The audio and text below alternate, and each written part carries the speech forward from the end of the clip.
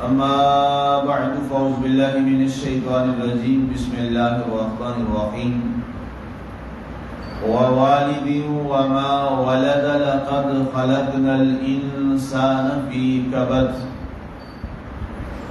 قسم والد کی اور اس کی اولاد کی، بے شک ہم نے انسان کو تکلیف میں پیدا کیا ہے. سامعین، آج ہماری سورہ البلد کی آیت مبارکہ نمبر 4 تک کی تلاوت و ترجمہ کا شرف نصیب ہوا. کل گفتگو ہماری چل رہی تھی شہر مکہ کی عظمت کے حوالہ سے، اور اس نسبت کے ساتھ کہ رب ذوالجلال نے فرمایا جہاں بہت ساری باقی نسبتیں اور تعلقات ہیں حرم شریف کے مقدس ہونے کی، وہاں پر ایک بہت اہم ترین جو شہر مکہ کے تقدس کی جگہ اور وجہ ہے وہ یہ ہے کہ ہمارا محبوب صلی اللہ علیہ وآلہ وسلم شہر مکہ میں رہتا. اس کے بعد تیسری قسم اٹھائی ووالد وما ولد. قسم ہے والد کی اور قسم ہے اولاد کی. اب اس کی 3-4 تفاسیر جو ہیں وہ مفسرین نے لکھی ہیں. حضرت سیدنا مجاہد رضی اللہ تعالیٰ عنہ، حضرت سیدنا حسن رضی اللہ تعالیٰ عنہ، ان کے نزدیک والد سے مراد حضرت سیدنا آدم علیہ السلام مراد، کیونکہ اس کائنات کے اندر سب سے پہلے آنے والے جو والد ہیں وہ حضرت سیدنا آدم علیہ السلام ہیں. اور یہ ایسے عظیم والد ہیں کہ اللہ تعالیٰ نے سارے انبیاء کرام کو اس والد سے اللہ نے پیدا فرمایا.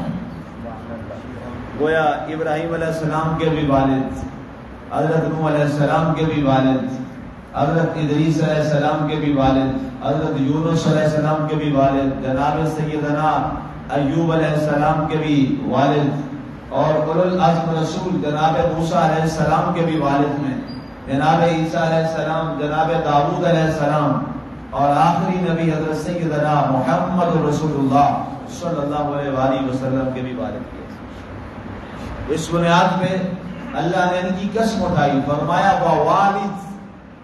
ہمیں قسم ہے اس والد کی جو اتنی عظمتوں والا والد ہے کہ جس کی اولاد میں ایسے ایسے انبیاء کرام موجود ہیں. سبحان اللہ. آگے فرمایا گیا وما ولد، اور ہمیں قسم ہے ان کی اولاد کی. اور ان کی اولاد کیا ہے؟ سبحان اللہ. جن کا میں نے ذکر کیا یہ سارے کون ہیں؟ یہ آدم علیہ السلام کی اولاد پاک میں سے. اور یہ خوبصورت ذریت، پاک ذریت، انبیاء اور رسولوں کی اولاد کا شرف جنہیں حاصل ہے وہ جناب آدم علیہ السلام. ایک تو اس سے یہ مراد ہے. دوسرا مراد، اس میں بھی کئی صحابہ نے اس کی روایت بیان کی کہ آقا کریم علیہ السلام نے اس کو بھی بیان فرمایا اور ارشاد فرمایا کہ اس سے مراد جد الانبیاء حضرت سیدنا ابراہیم علیہ السلام مراد، کیونکہ آپ کو اللہ تعالیٰ نے بنی اسرائیل کے اندر جہاں سے پوری بنی اسرائیل کا آغاز ہو رہا ہے، اور سب سے زیادہ جو انبیاء کرام اور رسول آئے ہیں وہ بنی اسرائیل میں ہیں، اور بنی اسرائیل کا آغاز ہوتا ہے آپ کے پوتے سے، حضرت یعقوب علیہ السلام سے. اب اس سے پہلے آپ کے 2 صاحبزادے حضرت سیدہ طیبہ ہاجرہ علیہ السلام، ان سے اللہ نے آپ کو حضرت اسماعیل علیہ السلام عطا فرمائے، اور آپ کی جو پہلی زوجہ ہیں حضرت سیدہ سارہ، ان سے اللہ تعالیٰ نے آپ کو حضرت اسحاق علیہ السلام عطا فرمائے. اور اسحاق علیہ السلام سے پھر آگے ساری جو بنی اسرائیل ہے حضرت یعقوب علیہ السلام کی آگے جو ذریت اور اولاد چلی وہ سارے بنی اسرائیل کہلائے، اور جو حضرت اسماعیل علیہ السلام سے چلے وہ اسماعیلی کہلائے. اور خاص طور پہ آپ کو اعزاز اور شرف یہ حاصل ہے کہ اللہ تعالیٰ نے اپنے آخری خاتم الانبیاء محبوب خدا محمد مصطفیٰ صلی اللہ علیہ وآلہ وسلم کو اللہ نے حضرت اسماعیل کی اولاد سے پیدا کیا. اب یہ شرف اور اعزاز یہ اولاد ہے تو اس لیے فرمایا گیا کہ ہمیں ابراہیم علیہ السلام جد الانبیاء، جو نبیوں کے دادا ہیں، جد ہیں تمام نبیوں کی، ہمیں ان کی قسم، اور جو ان سے آگے نبی متولد ہوئے، پیدا ہوئے، وما ولد، ہمیں ان کی قسم۔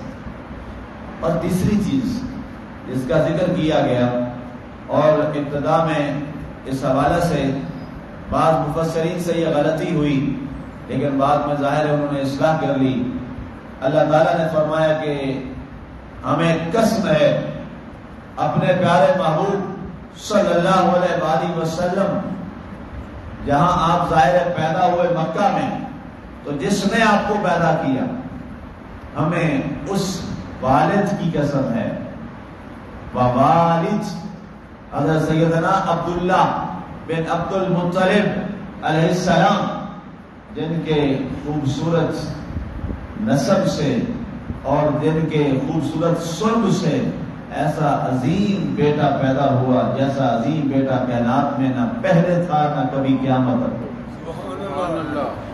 یہ اعزاز اللہ نے حضرت عبداللہ علیہ السلام کو عطا کیا ہے۔ سارے باپ اپنے اچھی اولاد پر اور نیک اولاد پہ نازاں ہوتے ہیں اور فخر کرتے ہیں، اللہ کا شکر ادا کرتے ہیں کہ یا اللہ تو نے مجھے نیک اور صالح بیٹا عطا کیا، پاکیزہ بیٹا عطا کیا، باکردار و بااخلاق بیٹا عطا کیا۔ وہ فخر سے اس بات کا اعلان کرتا ہے لوگوں میں کہ یا اللہ تو نے مجھے ایسا پاکیزہ بیٹا دیا ہے۔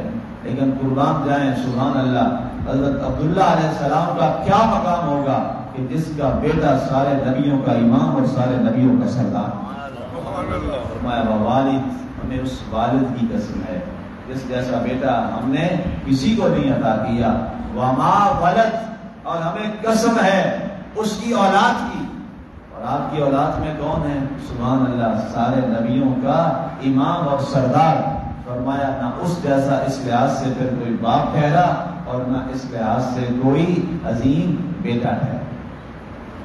ووالد وما ولد، یہ تین جو احتمالات ہیں اور تفاسیر ہیں جو مفسرین نے لکھی، یہ والدین وما ولد۔ اس کے بعد فرمایا گیا لقد خلقنا الانسان فی کبد۔ یہ لفظ کبد ہے، ویسے تو عربی زبان میں کبد جگر کو کہتے ہیں، لیور، اور کلیجے کو بھی کہتے ہیں۔ اب یہاں پہ جو معنی استعمال ہوا ہے یہ اس کا لغوی معنی ہے۔ اصطلاحی طور پر کبد جو ہے یہ مشکل اور پریشانی کو بھی کہتے ہیں، تنگی کو بھی کہتے ہیں، صعوبت کو بھی کہتے ہیں، تکلیف کو بھی کہتے ہیں، کیونکہ عربی زبان اتنی وسیع زبان ہے کہ اس کے ایک ایک لفظ میں کئی معنی جو ہے وہ پائے جاتے ہیں۔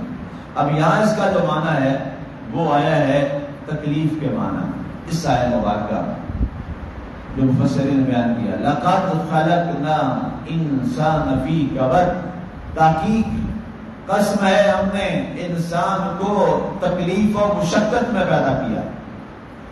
اس میں کوئی مشکل سمجھنے والی بات نہیں ہے کہ انسان کی جو تخلیق ہے یقیناً وہ بڑی مشقت کے بعد،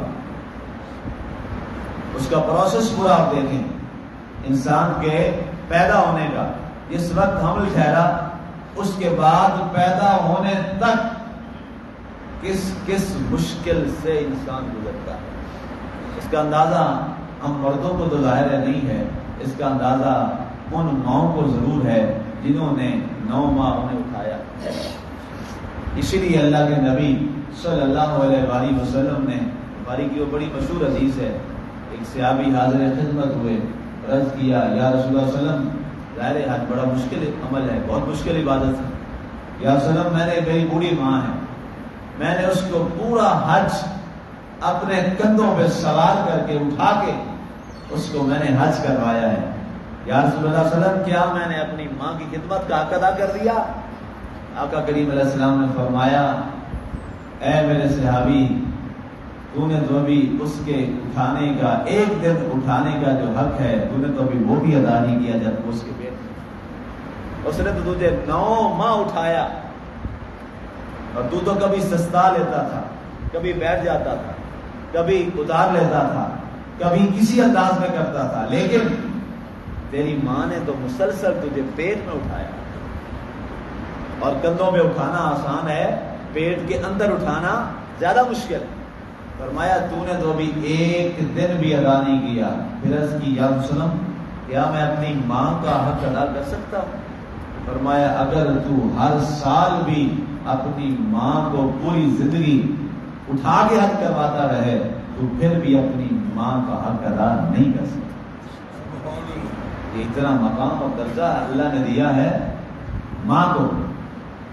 اب یہ کیا ہے، وہ سمجھتی ہے، اور اس پہ لکھا ہے محدثین نے اس حدیث کی وضاحت میں، اس کی بڑی وجہ یہ ہے کہ وہ جو 9 ماہ جس تکلیف کے ساتھ، جس اذیت کے ساتھ ماں اس کو خوراک دیتی ہے، ماں کے خوراک سے اس کو خوراک جاتی ہے، باہر سے تو کوئی چیز نہیں جہاں سے خوراک جا رہی ہے، فیڈ ہو رہا ہے۔ کہاں سے فیڈ ہو اس کو ہو رہا ہے؟ ماں کی خوراک سے اس کو فیڈ ہو رہا ہے۔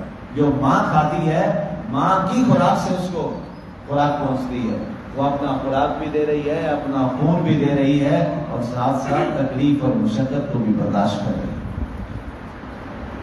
اور پھر یہ مشقت اس کی صرف 9 ماہ کی نہیں ہے، جس وقت بچے کی پیدائش ہوتی ہے، ماں موت کے منہ سے گزرنے کے بعد پھر اپنے سامنے اپنا لخت جگر دیکھتی، موت سے گزرتی ہے۔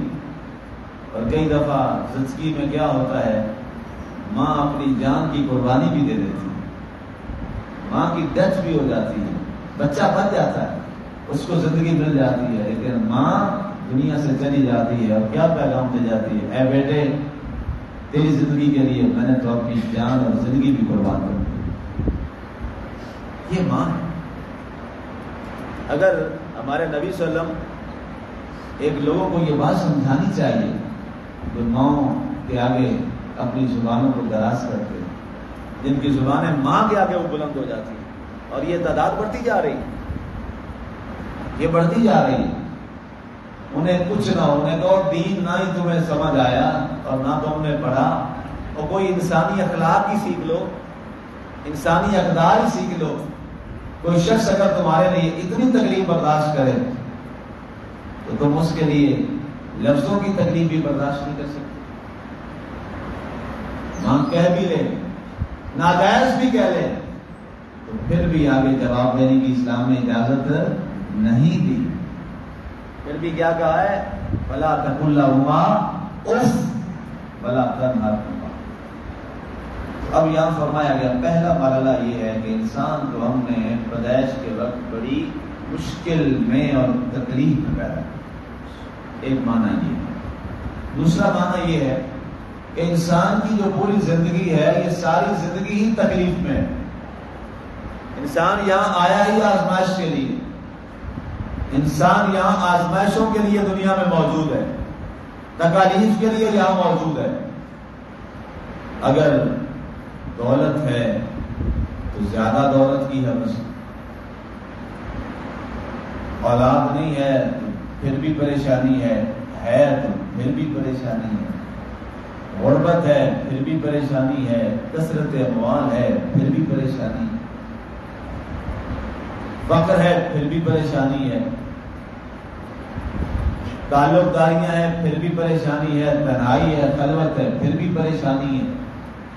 تو کیا دنیا ایک ایسا کیا ہے، دار القبض، مشقت کا گھر ہے، جہاں مسلسل زندگی جبر مسلسل کی طرح کاٹی ہے، جانے کس جرم کی پائی ہے سزا یاد، دعا یاد مگر حرف دعا یاد نہیں۔ ساگر صدیقی کی یہ پوری غزل بڑی خوبصورت، انہوں نے دنیا کی اور اس زندگی کی تصویر کھینچی۔ اب اس کے بعد تیسری بات جو لکھی گئی، فرمایا دین کے اندر انسان کو مسلسل صعوبتوں اور تکلیفوں سے گزارنا پڑتا ہے، کیونکہ یہ انسان کے لیے اللہ کی طرف سے ایک بڑا انعام ہے، اور اس بڑے انعام کے حصول کے لیے انسان کو اللہ تعالیٰ اسی انداز سے آزمائش بھی بڑی دیتا ہے۔ فرمایا تیسری بات یہ ہے۔ اور چوتھی بات فرمایا انسان جب دنیا سے جاتا ہے تو بوقت موت انسان بڑی مشقت سے گزرتا ہے، بہت تکلیف سے گزرتا ہے، ایک بڑا مشکل مرحلہ ہوتا ہے. پھر اس کے بعد جب اسے قبر میں اتارا جاتا ہے یہ ایک اور مشکل مرحلہ ہوتا ہے، اور قبر کے بعد وہ جو برزخ کا سامان ہے اور برزخ کی منزل ہے وہ ایک اور مشکل ترین گھڑی ہوتی ہے جس سے انسان گزرتا ہے. تو فرمایا یہ کیا ہے؟ ایک سلسلہ ہے، ایک لمبی ایک کہانی ہے، ایک لمبی داستان ہے کہ انسان پیدا ہونے سے پہلے سے لے کر موت اور قبر تک، اور قبر تک پہنچنے کے بعد برزخ تک مسلسل کیا ہے؟ لقد خلقنا الانسان فی کبد، ہم نے انسان کو تکلیف میں کر دیا. اور اس پر بہت ساری کا مفسرین ہے کہ جب بچہ پیدا ہوتا ہے تو پیدا ہوتے ہی بچہ روتا ہے. اس بچے نے دنیا میں رہنا ہونا جی، اس کو رونا ضرور پڑتا ہے، یہ طے ہے. اور جو بچہ پیدا ہونے کے بعد روئے نا وہ دنیا میں پھر نہیں رہتا. میڈیکل آج ثابت کر رہا ہے، ہمارے آقا نے پہلے ہمیں بتا دیا، ڈاکٹر آج بتا رہے ہیں کہ بچہ پیدا ہونے کے بعد اس کو رلاؤ، روئے نہیں تو فوت ہو جائے گا، اس کی ڈیتھ ہو جائے گی، اور رو لے گا تو بچ جائے گا. ٹھیک ہے، وہ اس پر لکھا گیا کہ بچہ جب دنیا میں آتا ہے تو جو بچہ روتا ہے وہ روتا اس لیے ہے کہ اے میرے مالک کہاں کو چلے گئے، اللہ اکبر، کہاں گئے تیرے حضور ہی ٹھیک تھا، اب آ گیا میں دکھوں کے گھر میں اور آ گیا آزمائشوں کے گھر میں. اب یہ کیا ہے؟ یہ لقد خلقنا الانسان فی کبد، تاکہ کس نے انسان کو تکلیف اور مشکل میں پیدا کیا. اس کے بعد ایک اور خوبصورت بات ہے، اس کو پھر انشاءاللہ اگلی نشست میں بات کریں گے. اللہ تعالی ہمیں عمل کی توفیق عطا فرمائے. آمین.